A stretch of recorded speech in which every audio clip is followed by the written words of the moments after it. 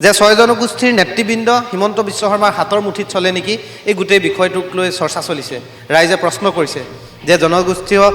আপোনালোকে ছয় জনগোষ্ঠীৰ জনজাতিকৰণ বিচাৰিলে এতিয়া মনে মনে আছে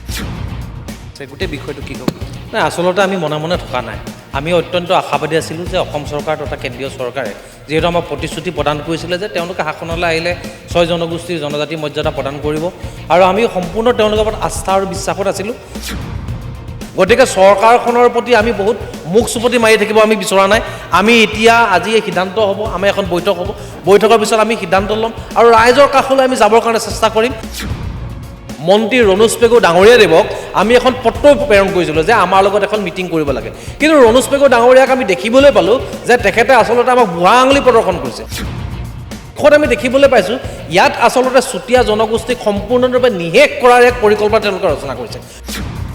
সঁচাকৈ আমাক যদি প্ৰতাৰণা কৰিছে প্ৰবঞ্চনা কৰিছে তেনেহ'লে নিৰ্বাচনত ইয়াৰ প্ৰস্তুত বা যিটো প্ৰত্যুত্তৰ সেই প্ৰত্যুত্তৰ দিবৰ কাৰণে কিন্তু চুতীয়া জনগোষ্ঠীৰ ৰাইজ মাৰ মান্দিছে আৰু নিৰ্বাচনত তেখেত এটা উচিত প্ৰত্যুত্তৰ লাভ কৰিব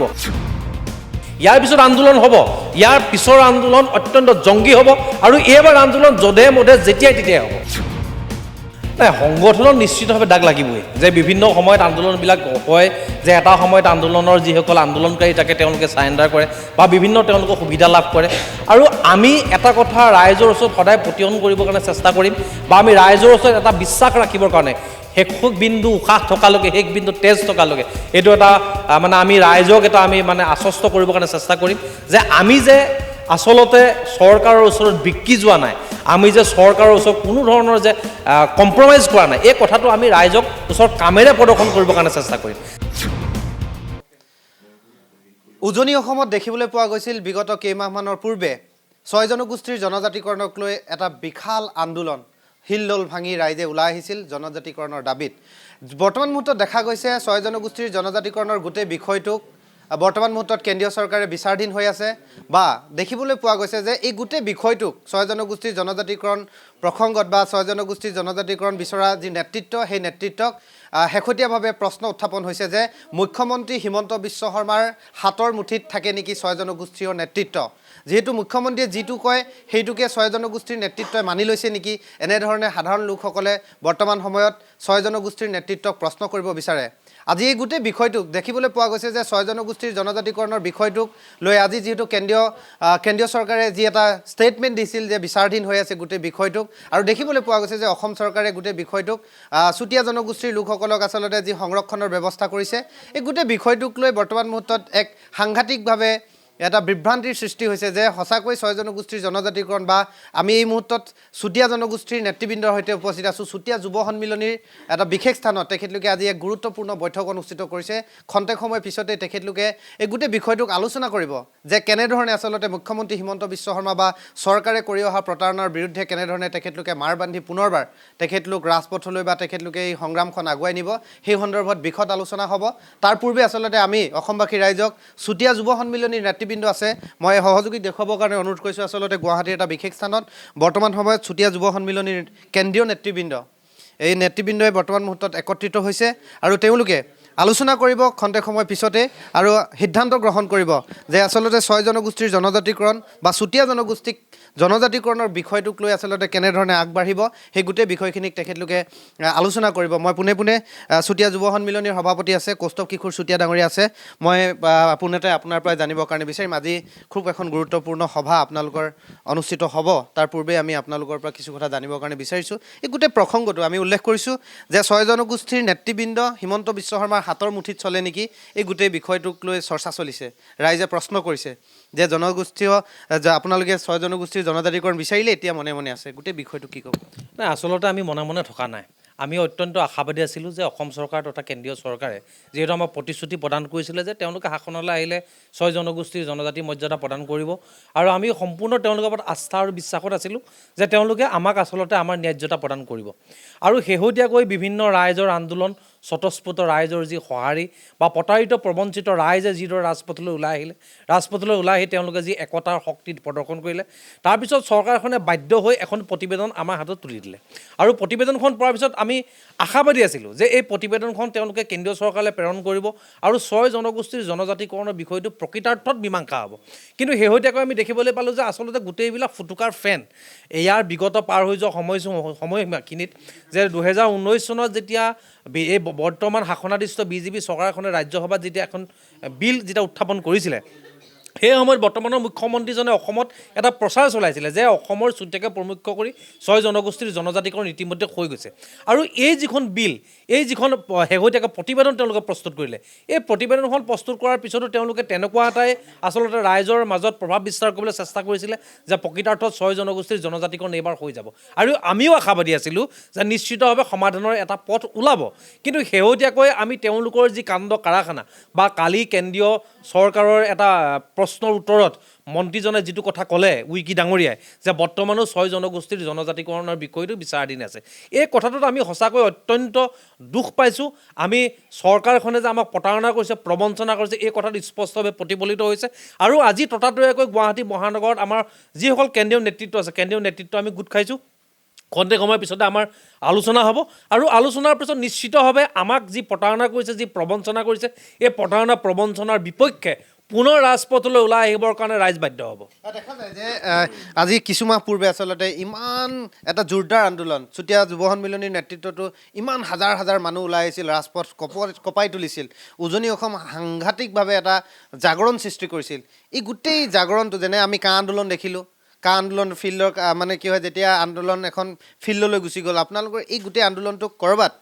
নে চৰকাৰৰ ফালৰ পৰা ক'ৰবাত হাইজেক কৰা হৈছে নেকি? নাই, চৰকাৰৰ ফালৰ পৰা হাইজেক কৰাৰ প্ৰশ্ন নুঠে। ইতিমধ্যে বিভিন্ন সংবাদ মাধ্যমত বা বিভিন্ন মানুহৰ এটা চৰ্চাৰ বিষয় হৈ আছে যে প্ৰকৃতাৰ্থত আন্দোলনখন স্থিমিত হ'ল কিয়।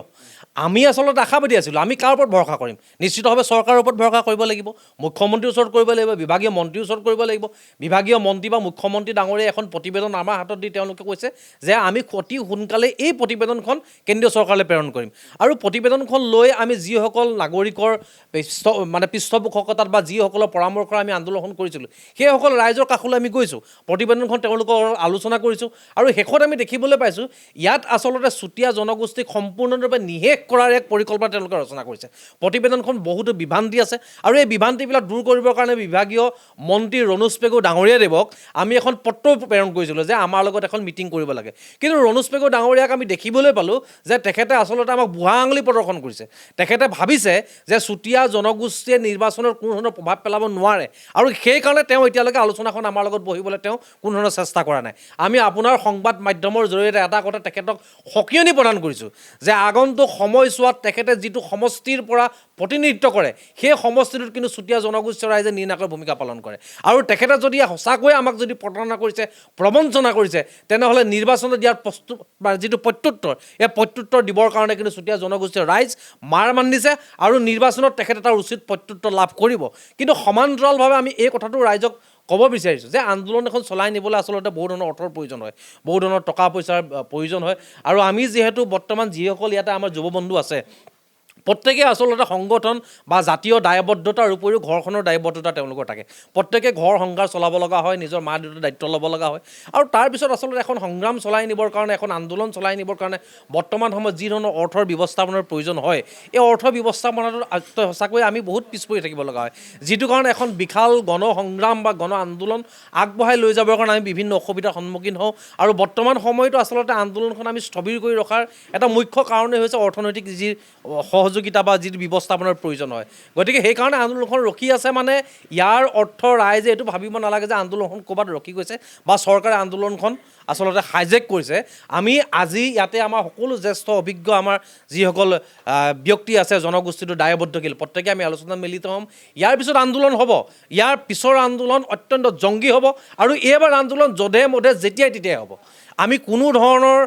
মানে বহু বিশাল আন্দোলনে যে কৰিব লাগিব এনেকুৱা ধৰণৰ কথা নাই যে আন্দোলনৰ প্ৰক্ৰিয়া বেলেগ হ'ব যে পইচা খৰচ নোহোৱাকৈ কিছুমান আন্দোলন কৰিব পৰা যায় নেকি এই বিষয়ে আমি চিন্তা চৰ্চা কৰিম আৰু চৰকাৰখনক হোলটেকত পেলাবৰ কাৰণে যেনেধৰণৰ পদক্ষেপ হাতত ল'ব লাগে তেনেধৰণৰ পদক্ষেপ হাতত ল'বৰ কাৰণে সমূহ চুতীয়া জনগোষ্ঠীয় ৰাইজৰ ওচৰত চুতীয়া যুৱ সন্মিলন অসম দায়বদ্ধ দেখা যায় যে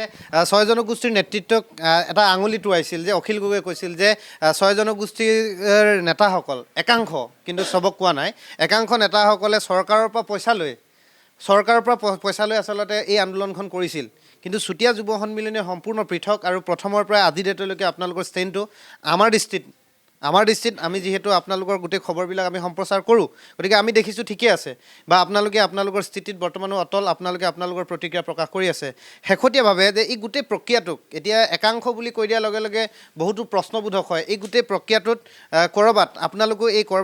আপোনালোকৰ ক'ৰবাত ক্ষতি হৈছে নেকি যে এই গোটেই কথাখিনিয়ে চুতীয়া জনগোষ্ঠীৰ যিহেতু আপোনালোক মুখ্য দায়িত্বত আছে যিহেতু চুতীয়া যুৱ সন্মিলনী এটা অন্যতম সংগঠন এই সংগঠনটোলৈকে ক'ৰবাত দাগ লাগিছে নেকি নাই সংগঠনত নিশ্চিতভাৱে দাগ লাগিবই যে বিভিন্ন সময়ত আন্দোলনবিলাক হয় যে এটা সময়ত আন্দোলনৰ যিসকল আন্দোলনকাৰী থাকে তেওঁলোকে চাৰেণ্ডাৰ কৰে বা বিভিন্ন তেওঁলোকে সুবিধা লাভ কৰে আৰু আমি এটা কথা ৰাইজৰ ওচৰত সদায় প্ৰতিয়ন কৰিবৰ কাৰণে চেষ্টা কৰিম বা আমি ৰাইজৰ ওচৰত এটা বিশ্বাস ৰাখিবৰ কাৰণে শেষ বিন্দু উশাহ থকালৈকে শেষ বিন্দু তেজ থকালৈকে এইটো এটা মানে আমি ৰাইজক এটা আমি মানে আশ্বস্ত কৰিবৰ কাৰণে চেষ্টা কৰিম যে আমি যে আচলতে চৰকাৰৰ ওচৰত বিক্ৰী যোৱা নাই আমি যে চৰকাৰৰ ওচৰত কোনো ধৰণৰ যে কম্প্ৰমাইজ কৰা নাই এই কথাটো আমি ৰাইজক ওচৰত কামেৰে প্ৰদৰ্শন কৰিবৰ কাৰণে চেষ্টা কৰিম যে শেষ পৰ্যায়লৈকে যি পৰ্যায়লৈকে আমি আচলতে আমাৰ ন্যায্য অধিকাৰ লাভ নকৰিম সেই পৰ্যায়লৈকে আমি আন্দোলন অব্যাহত ৰাখিবৰ কাৰণে চেষ্টা কৰিম আৰু আচলতে এই বিষয়টো কোনো ধৰণৰ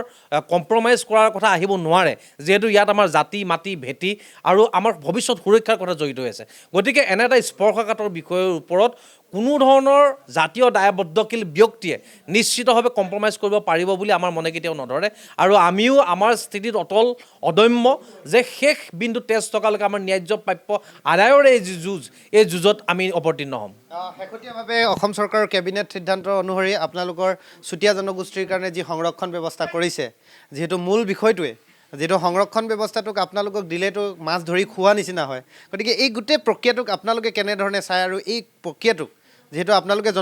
জনজাতিকৰণটো বিচাৰিছে কিন্তু তাৰ পৰিৱৰ্তে সংৰক্ষণ ব্যৱস্থাটোত ক'ৰবাত এপাচি শাকত এটা জলকীয়া দিয়া হোৱা নিচিনা হোৱা নাইনে আচলতে সংৰক্ষণটো লাগিবই আৰু সংৰক্ষণৰ কাৰণেই আচলতে এই যুদ্ধ হৈছে সংৰক্ষণ লাগিব যিহেতু আমাৰ জনগোষ্ঠীটো অৰ্থনৈতিকভাৱে সাংস্কৃতিকভাৱে শৈক্ষিকভাৱে অত্যন্ত পাছপৰা গতিকে এনে এটা পাছপৰা জনগোষ্ঠীক আগবঢ়াই নিবৰ কাৰণে চৰকাৰে যি সংৰক্ষণৰ ব্যৱস্থা কৰিছে তাক আমি আদৰণিও জনাইছোঁ কিন্তু সমান্তৰালভাৱে এই কথাটো আমি ক'ব খুজিছোঁ যে যদিহে আমাৰ মাটিৰ অধিকাৰ নাথাকে যদিহে আমাৰ সম্পদৰ ওপৰত অধিকাৰ নাথাকে যদিহে আমাক ৰাজনৈতিক অধিকাৰ নাথাকে তেনেহ'লে এই সংৰক্ষণৰ সুবিধালৈ আমি কি কৰিম আমি ক'ত এই সংৰক্ষণ ভোগ কৰিম যিহেতু আজি বৰ্তমান সময়ত বিদেশীৰ যি আগ্ৰাসন হৈছে আজি বহিৰাগত মানুহে আজি কাৰ্বি ভূমিত চাইনিজ গো বেক ক'ব পৰা এটা পৰিৱেশ উদ্ভৱ হৈছে গতিকে এই সময়ত আমি যদি নিজৰ স্বভূমিত স্বাভিমানেৰে সৈতে জীয়াই থাকিব নোৱাৰোঁ স্বভূমিত যদি আমাৰ নিজৰ ভূমিৰ অধিকাৰ নাথাকে ৰাজনৈতিক অধিকাৰ নাথাকে তেনেহ'লে কেৱল সংৰক্ষণ লৈ আমি সেই সংৰক্ষণ ভোগ কৰিম ক'ত এই কথাবিলাক আমি বিশ্লেষণ কৰিবলগীয়া কথা আছে আৰু বৰ্তমান সময়ত আমি দেখিবলৈ পালোঁ যে ভাৰতৰ প্ৰধানমন্ত্ৰী ডাঙৰীয়া অসমলৈ দুবাৰ ভ্ৰমণত আহিল আজি অমিত শ্বাহ ডাঙৰীয়াদেৱে অসম ভ্ৰমণলৈ আহিল তেওঁলোকে 2014 চনত আহি সেই সময়ত তেওঁলোকে শিৰ ফুলাই কৈছিল যে তেওঁলোক শাসনলৈ আহিলে 100 দিনৰ ভিতৰত 6 জনগোষ্ঠীয় জনজাতীয় মৰ্যাদা প্ৰদান কৰিব কিন্তু এতিয়া দুবাৰ আহি তেওঁ কিন্তু জনজাতিকৰণৰ কোনো এটা শব্দ তেওঁ মুখৰ পৰা আমি শুনিবলৈ নাপালোঁ আজি অমিত শ্বাহ আহিছে অমিত শ্বাহ ডাঙৰীয়াই কি কয় আমি প্ৰত্যক্ষ কৰিম 6 জনগোষ্ঠীৰ জনজাতিকৰণৰ বিষয়ে আৰু আটাইতকৈ আচৰিতজনক কথা যে কাজিৰঙাত তেওঁলোকে এটা এলিভেটেড কৰিডৰ কৰিব য'ত বন্য জন্তুৰ সুৰক্ষাৰ কাৰণে এই গোটেই ব্যৱস্থাটো কৰা হৈছে যে বৰ্তমান সময়ত চৰকাৰখনে বন্য জন্তুৰ সুৰক্ষাৰ কাৰণে এনেধৰণৰ পদক্ষেপ লৈছে আমি ধন্যবাদ জনাইছোঁ কিন্তু অসমত বসবাস কৰা সৰু সৰু জনগোষ্ঠীবিলাকে যে নিজৰ অধিকাৰৰ কাৰণে যুঁজ দি আছে আজি বছৰ ধৰি আজি 100 বছৰ ধৰি সেই জনগোষ্ঠীবিলাকৰ কথা কিন্তু তেওঁলোকে তিলমাত্ৰ গুৰুত্ব দিয়া আমাৰ পৰিলক্ষিত হোৱা নাই গতিকে চৰকাৰখনৰ প্ৰতি আমি বহুত মুখ চুপতি মাৰি থাকিব আমি বিচৰা নাই আমি এতিয়া আজি এই সিদ্ধান্ত হ'ব আমাৰ এখন বৈঠক হ'ব বৈঠকৰ পিছত আমি সিদ্ধান্ত ল'ম আৰু ৰাইজৰ কাষলৈ আমি যাবৰ কাৰণে চেষ্টা কৰিম আচলতে আমাক যিদৰে প্ৰতাৰণা কৰিছে আমি সেইদৰে তেওঁলোকক প্ৰত্যুত্তৰ দিবৰ কাৰণে আমি নিশ্চিতভাৱে শক্তি আহৰণৰ কাৰণে চেষ্টা কৰিম